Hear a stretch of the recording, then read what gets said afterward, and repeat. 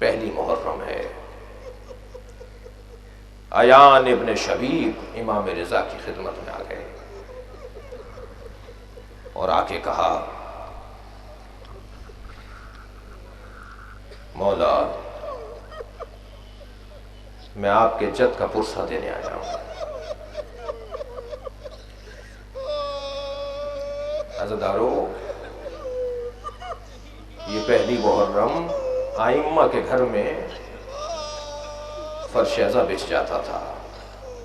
29 ذی الحجہ کو جب اہل مدینہ یہ جاننا چاہتے تھے کہ چاند ہوا یا نہیں ہوا، تو امام ششم کی گلی سے لوگوں کا گزر بڑھ جاتا تھا، اور لوگ اگر پوچھتے تھے کہ آج اس کوچے سے لوگ زیادہ کیوں گزر رہے ہیں، تو اشارہ کر کے کہتے تھے اگر اس گھر سے رونے کی آواز آ گئی تو ہم سمجھ جائیں گے کہ چاند محرم کا دکھائی دے گیا۔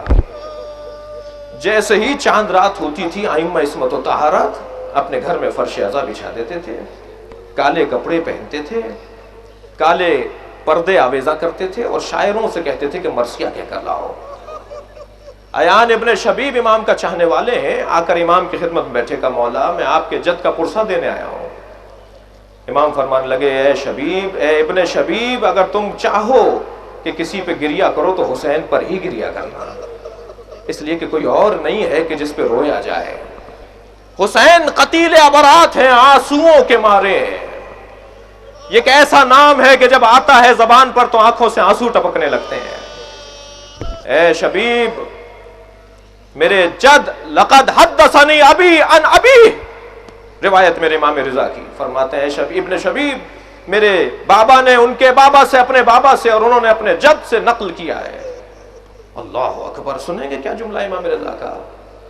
امام رضا کا معصوم کا جملہ ہے، فرماتے ہیں لما قتل جد الحسین، میرے اجداد نے مجھے بتایا ہے کہ جب حسین کو قتل کیا گیا، امطرت السماء دمعا وتراب احمرا، جب حسین کو شہید کیا گیا تو آسمان سے خون برس رہا تھا۔ امام رضا کے جملے ہیں، آسمان سے خون ٹپک رہا تھا، آسمان سے خون ٹپک رہا تھا، اور آسمان سے سرخ رنگ کی مٹی اتر رہی تھی جب حسین کو شہید کیا گیا۔ فرمانے لگے اے شبیب، اللہ اکبر، اے شبیب اگر تم مجلس ازاں میں آ کر بیٹھ جاؤ، عزادارو اپنی قدر کو محسوس کیجئے، ان آنسوؤں کی قدر کیجئے، انہیں سنبھال کے رکھیے، ان کے لیے رومال علیحدہ کیجئے، یہ ہماری قبر میں کام آئیں گے، یقین جانیے ہماری قبر میں کام آئیں گے۔ بڑے بڑے مجتہدین اور عرفاء نے اپنے جنازوں کے ساتھ اپنا وہ رومال رکھوایا ہے جسے مجلس ازاں میں وہ اپنے ساتھ رکھتے تھے۔ آیت اللہ مرشی نجفی نے وہ رومال وصیت کی کہ رومال میرے ساتھ رکھنا، میں نے 20 سال اس سے آنسو صاف کیے ہیں۔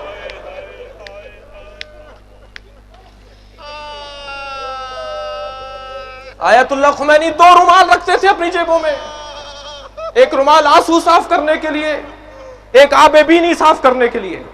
فرماتے تھے اس رومال میں غلاظت نہیں آئے جس میں آنسو آ گئے، اس لیے کہ یہ آنسو مطلوب زہرا ہے، جناب فاطمہ زہرا کی مطلوب اور مقصود ہے۔ بی بی چاہتی ہیں یہ آنسو، یہ قیمتی آنسو ہیں جو حسین پہ گر رہے ہیں، یہ غم دنیا کے آنسو نہیں ہیں، یہ غم دنیا کے آنسو نہیں ہے، یہ حسین کے آنسو ہے۔ بڑی امانت ہے ہمارے پاس، ہمارا پورا وجود ایک طرف، آنکھ سے ٹپکتا ہوا آنسو ایک طرف۔ ان آنسوؤں کی قدر کی جائے، انہیں سنبھالا جائے، ان کے لیے تیاری کی جائے۔ سب سے پہلے مجلس میں تبرک جناب رباب نے تقسیم کروایا ہے۔ آج پہلی محرم ہے، مجھے بھی جلدی نہیں ہے، مصائب زیادہ پڑھنے ہیں، اور آپ بھی تکلف کر کے نہیں روئیں گے۔ جناب رباب نے دیکھا واقعہ کربلا کے بعد مدینے میں کہ مجلس ہو رہی ہے، گریہ ہو رہا ہے، ایک کنیز ہے بی بی کی جو بہت دیر سے رو رہی ہے۔ بی بی نے اسے قریب بلا کے کہا تو اتنی دیر سے کیسے رو رہی ہے؟ میں عرض یہ کر رہا ہوں کہ اپنے رونے کے لیے اہتمام کریں، اپنے آنسوؤں کے لیے اہتمام کریں، یہ آنسو مطلوب ہیں اہل بیت کے لیے۔ میری بی بی نے فرمایا اتنی دیر سے تو کیسے رو رہی ہے؟ کہ بی بی ہر کچھ دیر کے بعد اٹھ کے جاتی ہوں اور ستو کا شربت پی کر آتی ہوں۔ فرمانے لگی کل سے سارے رونے والوں کے لیے شربت کا اہتمام کرو تاکہ گریہ کم نہ ہونے پائے۔ کہ میرے حسین پر رونے والوں کی آوازیں کم نہ ہونے پائیں. یہ گریہ مطلوب ہے اہل بیت کے لیے، اسے سنبھالنا ہے، اس کی قدر کرنی ہے. فرماتے ہیں امام رضا، سن لیجئے عزاداروں کی قدر کتنی ہے، عزاداروں کی منزلت کتنی ہے. امام رضا فرماتے ہیں اے ابن شبیب ان بقیت علی جد الحسین، حدیث سن لیجئے امام رضا کی، اور رونے والوں آپ اپنی قدر کو محسوس کیجئے. فرماتے ہیں اے ابن شبیب اگر میرے جد حسین پر تمہارے آنکھوں سے آنسو نکل آئیں وَتَسِيرُ عَلَى خَدَّيْكَ، اور یہ آنسو اتنے نکلیں کہ تمہارے رخساروں سے بہنے لگیں، یہ تمہارے رخساروں سے ٹپکنے لگے، اگر اتنا تم نے رو لیا کہ تمہارے رخساروں سے آنسو ٹپکنے لگے تو جان لو غفر اللہ کل ذنب اذنبتہ، جتنے تو نے گناہ کیے اللہ معاف کرے گا.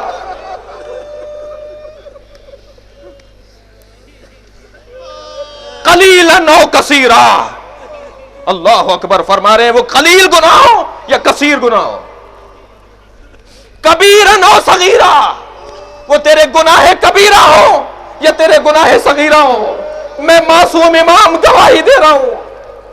تم حسین پر رو اور ایسا رو کہ تمہارے رخساروں سے آنسو ٹپکیں تو اللہ تمہارے گناہوں کو معاف کر دے گا.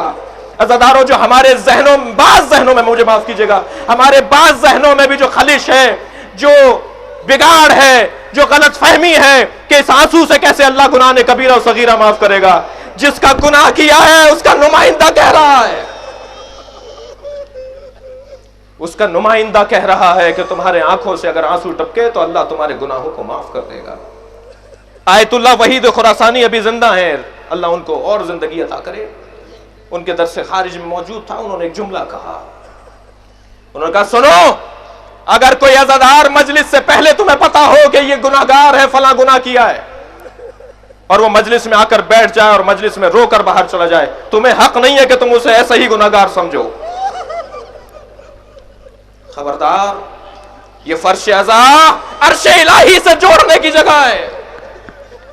یہ بہتے ہوئے آنسو، یہ ٹپکتے ہوا آنسو، یہ در حقیقت اللہ سے جوڑنے کا ذریعہ ہے.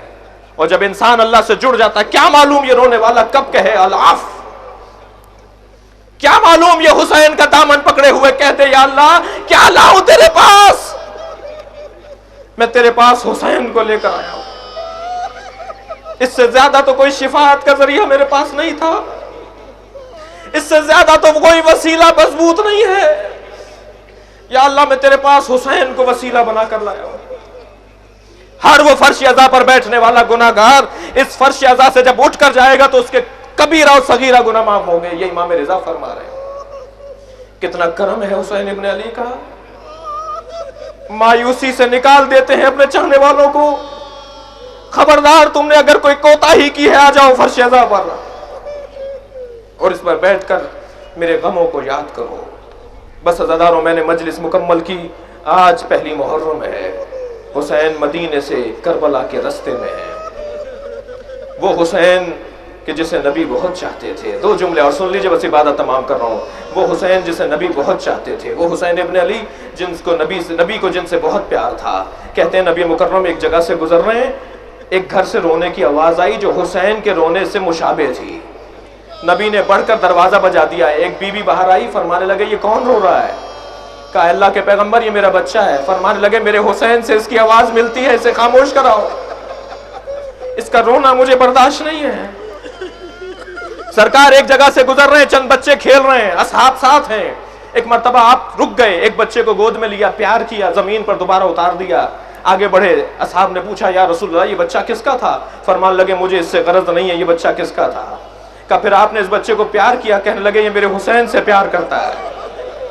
اجرکم اللہ، اجرکم اللہ. آپ کی آوازیں بلند ہو رہی ہیں، اپنی آوازوں کو آزاد چھوڑیں گے. جب آواز بلند ہوتی ہے امام جعفر صادق دعا دیتے ہیں یا اللہ ان گریہ کرنے والوں پر رحم نازل فرما. یہ میرے جد حسین پر گریہ کر رہے ہیں. فرمانے لگے میرے حسین سے یہ پیار کرتا ہے، اس لیے مجھے بچہ اچھا لگتا ہے. جناب ام سلمہ کہتی ہیں نبی ایک سفر سے لوٹ رہے تھے. بس آخری جملے، نبی سفر سے لوٹے تھے، تھکے ہوئے تھے، کچھ کسالت تھی. آپ نے فرمایا ہے ام سلمہ میں اپنے حجرے میں آرام کر رہا ہوں، اگر کوئی ملنے آئے تو اسے اتنا ضرور بتا دینا کہ پیغمبر کچھ محو خواب ہیں. اسی اسنا میں حسین جن کا سن 3 یا 4 سال کا ہے، نبی کے حجرے میں داخل ہونا چاہتے تھے، نانی آگے آ کر بیٹھ گئیں، کہا ہے حسین تمہارے نانا آرام کر رہے ہیں، اور تمہارے نانا نے کہا تھا کہ میں آرام کر رہا ہوں، جو بھی آ رہا اسے یہ بتا دینا۔ تو ایک جملہ کہا امام حسین نے، آپ کو گریا ہوگا، ایک جملہ فرمایا اماں کیا میرے لیے بھی کہا تھا؟ کیا تمہارے نانا نے یہ تخصیص نہیں لگائی کہ کس کو روکنا اور کس کو نہ روکنا؟ حسین پلٹ گئے، پلٹ رہے تھے حسین، نبی اپنے حجرے سے باہر آئے، سر پر امامہ نہیں تھا، نبی نے اپنے دوش پہ ابا نہیں لی تھی، کہ ام سلمہ حسین کو لوٹا دیا، اجرکم اللہ۔ جلدی قدم بڑھا کے گئے اور امام حسین کو گود میں لے لیا۔ بی بی کہتی ہے کہ اپنی گود میں لے کر آئے اور پھر حجرے میں چلے گئے، اور حجرے میں جا کر اپنے سینے پر لٹا لیا۔ نبی نے اپنے گریبان کے بٹن کھول لیے، حسین کو سینے پر لٹا کر بوسے لینے لگے گلے کے۔ ایک مرتبہ نبی کی رونے کی آواز سے بلند ہوئی، جناب ام سلمہ کہتی ہے کہ میں حجرے میں داخل ہو گئی، مجھے گھبراہٹ ہوئی کہ نبی ایسے کیوں رو رہے ہیں۔ جب میں قریب گئی تو کیا دیکھا کہ حسین کو جگہ جگہ سے پیار کر رہے ہیں اور رو رہے۔ میں نے کہا اللہ کے نبی کیا بات ہے؟ کہا ابھی جبرائیل آئے تھے، مجھے بتا کے گئے اس کے بدن پہ اتنے زخم لگیں گے کہ بدن بہن پہچان نہیں سکے گی، آواز آئے گی کیا تو ہی زینب کا بھائی حسین؟ الا لعنت اللہ علی قوم الظالمین فسيعلم الذين ظلموا أي منقلب ينقلبون۔ یا اللہ ان آوازوں پر رحمت نازل فرما، رونے والوں کی توفیقات میں اضافہ فرما، اس فرش عزا کو عظمت، ترقی اور اس کی خدمت کی توفیق عطا فرما۔